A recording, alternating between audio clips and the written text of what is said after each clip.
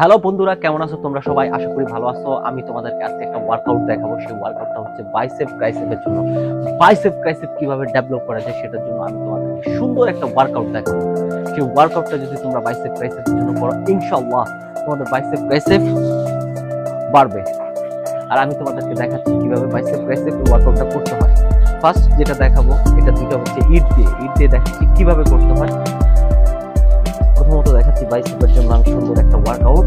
এই ফার্স্ট হাতে দুইটা নিলাম ইট। সবসময় একটা জিনিস খেয়াল করতে হবে, যখন তোমরা যে ব্যায়ামটা করবা সেই ব্যায়ামটা করার আগে তোমাদের তো আমি বাইসেপ ট্রাইসেপের ওয়ার্কআউট করব। তো বাইসেপ ট্রাইসেপের ভিতরে পুরোপুরিভাবে তোমার প্রেসার দিতে হবে। তো দেখাচ্ছি কিভাবে করতে হয়। এই যে হাত দুটো সমান করে নিলাম, সমান।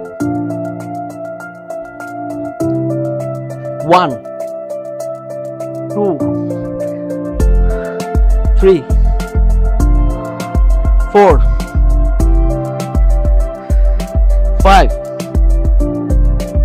6 7 8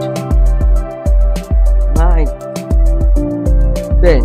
ঠিক এইভাবে পাঁচ এভাবে ছেড়ে দিলাম। 1 2 3 4 5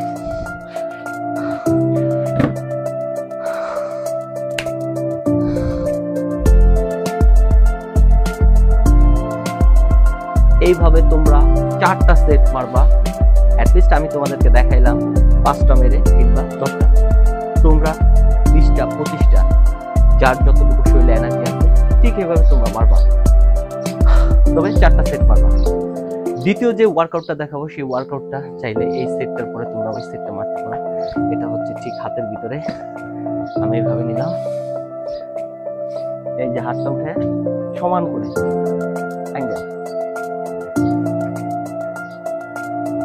1 2 3 4 5 6 7 8 9 10।